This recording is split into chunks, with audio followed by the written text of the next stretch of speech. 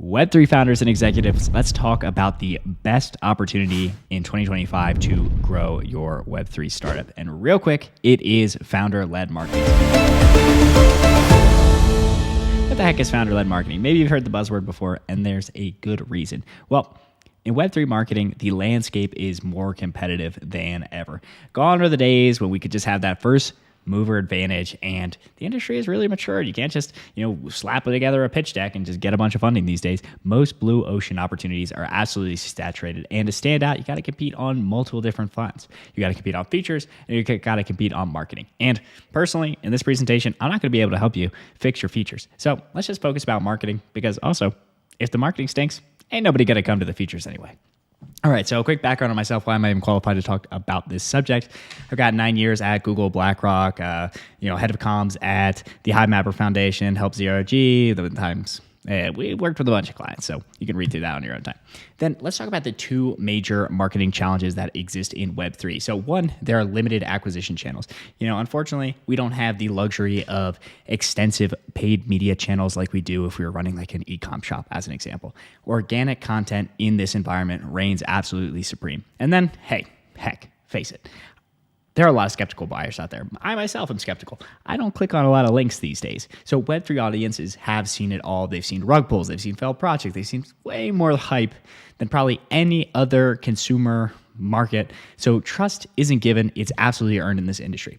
So what can we do? Are we doomed to never having our project grow? No.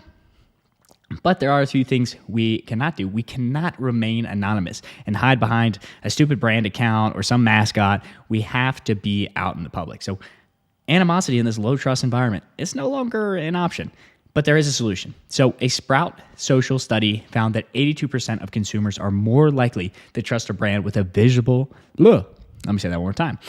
A Sprout social study found that 82% of consumers are more likely to trust a brand with a visible and vocal founder, much like myself, yapping away on YouTube.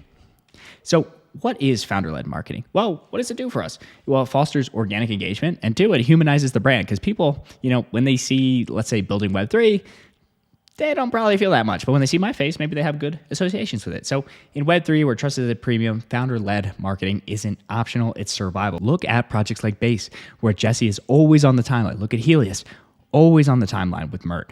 Look at Mega ETH with Hotpot DAO, always on the timeline. So you need to dominate your niche, and this is one of the best ways to do it. So let's introduce the founder flywheel. You're like, hey, I get it. We got to do founder-led marketing, but how the heck do we do it? So at founder-led marketing, we're going to put the founder's presence at the top of the marketing pyramid. And this means the founder's profile is the most important thing, one of the biggest assets that your company is going to have. Think of the founder as like the original KOL. So this is going to be the entry point where people, they see the founder's post, they're going to click, and they're going to be like, I want to learn a little bit more about this. So don't put something stupid in your bio like chief janitor at Solana. Okay, Solana, they've earned it. They're big. But you don't do that. Okay, so we need to, inspire curiosity on the timeline, build up the founder's profile so that when people click, they're like, I want to learn a little bit more about this project. And then from that founder's profile, we need to drive the eyeballs into some sort of community. And then maybe we have a conversion event. Maybe we want to have them adopt the protocol. Maybe there's some kind of token sale. Maybe there's some kind of NFT drop. Figure out the conversion mechanism you exactly want to do, and then dial in the funnel from there. So fix the founder's profile, then get people into a community, then the conversion event. Okay, so when this is done well, it's going to create a moat that people can't easily replicate because nobody's you. Create this founder flywheel, this founder funnel, so to speak. So one is we got to build up your profile. So choose a profile picture. Please, for the love of God, do not do a silly NFT. Make it close up, clear background, smile if you feel. But don't do an NFT because, maybe when you have a giant community and you've done an NFT launch and you're trying to support the community in the way, then, okay, maybe we can switch to an NFT. But if we're a new project, if we don't have that kind of established community yet, no NFTs, show your face, people connect with people, not silly JPEGs. Okay, write a good headline. Mention your role first. Hey, CEO at Building Web3. Or mention your company, add what your value proposition is, the integration layer for transaction abstraction. Now, of course, that one-liner would be a little bit too complex. We'd probably need to retool that, but hey, I'm not fixing your copy here on this call. And then finally, we need to build your bio section. So talk about what you're building, any kind of social proof, like who are your investors? Were you a cool person? Were you some kind of quant trader at Goldman? Put anything in there that people are like, I would buy into that. We're building the whole lore, we're building the hype cycle around you. And then talk a little bit about what kind of content people can expect. It's good to have content pillars, and we'll go into that later. And then your featured link. Hey, is this going to be your Telegram? Is this going to be a Discord invite? Is this going to be your newsletter where you can continue to warm people up? Maybe we're super pre-product and we just need to warm people up. We just need a space where we can continue to outreach to them. And remember, the goal of the profile is to convert visitors into followers. Second, let's understand our ideal customer profile. What bold stance does our brand take that you should ask yourself? Hey, what's the goal of our project? Who's our ideal customer? What are they struggling with? How does our project help solve their problem? These all may seem like very simple questions, but when you actually start to talk to projects, they don't always have a good answer. They're like, oh, well, we do this derivative that's based on another derivative that you can stake and then get a new staking thing. And you're like, okay, so that's helping people. And they're like, well, if you had to stake and then you didn't have liquidity. So we need to come up with good answers. And hey, if you are a derivative on top of a derivative on top of a derivative, there's still hope, but we need to really refine the problem that we're trying to solve. That way we know who we're speaking to specifically. Then you're going to select your ideal platform. So we got to create content where your consumers consume that content. So if you love writing, start with Twitter. You can start with the blogs or newsletters, but eventually it has to be repurposed to Twitter anyway. So you might as well start on Twitter. And think about tweets as like a micro test of an idea. You want to find out, and we're constantly just pinging the timeline, being like, oh, what connects with people? What hook connects with people? And then we can continue to build longer pieces. So there's the top-down approach where we might create a newsletter or a blog, but hey, start with Twitter. Heck, you can even write articles on Twitter if you want. And if you love video, like myself, lean into YouTube. Film a long YouTube video about your project, about your technical stuff. Don't worry if it doesn't get a ton of views. That's not the point. YouTube and video, it generates a lot of trust between you and an audience. And then take those YouTube videos, post them on Twitter. Hey, take that transcript, chop it up, post it on Twitter. There are many opportunities to repurpose all the content that you guys are doing, but select your initial platform. Focus on one platform and get good at it. It's going to be tough to get good at Twitter and YouTube at the exact same time. So focus on one, and then eventually we can add in new channels. So eventually, over time, we want to stack new channels. So once you've mastered Twitter, as an example, then you want to go to YouTube. If you've already mastered YouTube, it's like, hey, how can we make that YouTube content better for consumption on Twitter? Or how can we make that Twitter content better consumption for a newsletter? How can we do it on Twitter Spaces? How can we do it on Medium? How can we do it on LinkedIn? And there's so many opportunities to take the work that you're already putting effort into and then repurposing it across channels. So the key is to scale strategically. Focus on really mastering one channel. And we can use this framework, which called, I took this from Alex Hormozi. It's called the more, better, faster. So at first, let's say we're posting once on Twitter a day.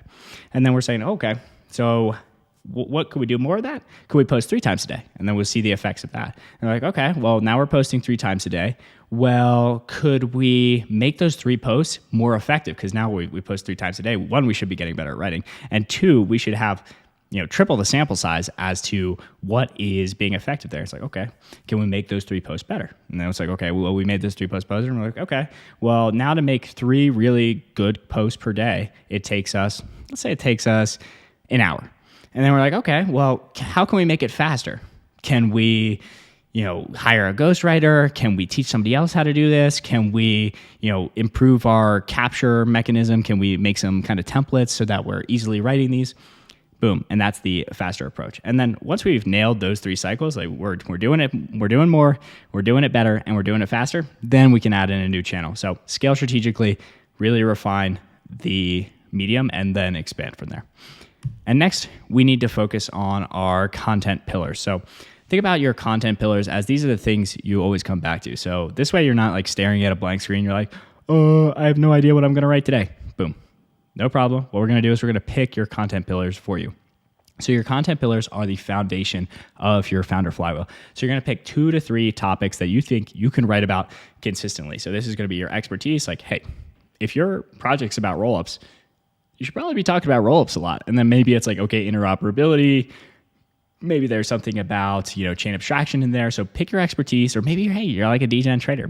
Maybe you like to post funny memes about that. So pick your expertise, think about what your audience pain points are and think about like a relatability aspect. So as an example, my content pillars for me, I run the podcast for Zero Gravity, so I talk about AI all the time. I love crypto culture, so I love posting memes about like me getting rug pulled and me not being particularly good at trading. And then I love Web3 marketing. So those are my 3 content pillars. Every single day I'm just like, okay, how could I post about these 3 topics? Maybe I post about all of them. Maybe I just post about one of them and I just go deep. Now we have these 3 overarching content pillars. Let's go deep on each of them. So let's take Web3 marketing as an example. There's a lot in Web3 marketing.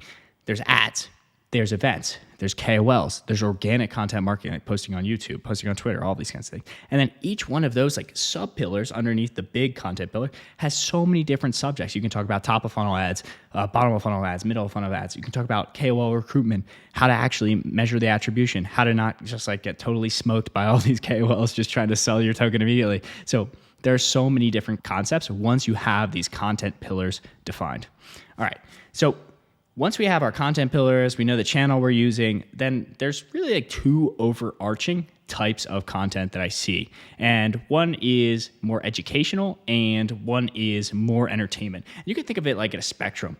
So it's not that you're like only going to do educational or you're only going to do entertainment. Like there's a blend of it both. It's somewhere on the spectrum you fall. Like some people are like super, super educational and all they talk about is value, value, value. And other people like Mert are like just kind of funny, but still with value.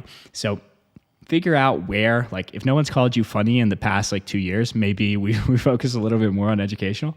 But you can take these 2 broad topics and you can be like, okay, I've got my content pillars. I'm going to write an educational thread on roll-ups and then there. Or you could be like, you know what? I want to throw in some edutainment and be like, hey, let's throw in some memes. Let's throw in some things that are popular in the crypto culture. So as an example, like Jesse Pollock's Twitter, you're probably going to learn more than you're going to learn from Mertz. But heck, I really love Mertz, like irreverent, funny style. So I recommend that one as well. So let's implement this into a 30-day plan because, it's all well and good to hear me yap for a very long time. But if you don't put anything into action, your project's not going to grow. So let's go into the quick wins and a 30-day plan. So week 1, I highly recommend message me on Twitter and I will send you this how to troubleshoot your slow organic growth. And this is where you can do your own audit of your entire social profiles and figure out the weak points there and fix any leaky parts.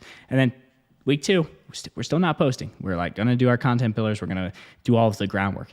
First, we're just going to engage. We're going to find like 3 to 5 competitors. We're going to just start engaging with them daily, people that we want to appear under their posts, the reply guy strategy. And we're going to see what works, what doesn't work, trying to understand more of crypto Twitter.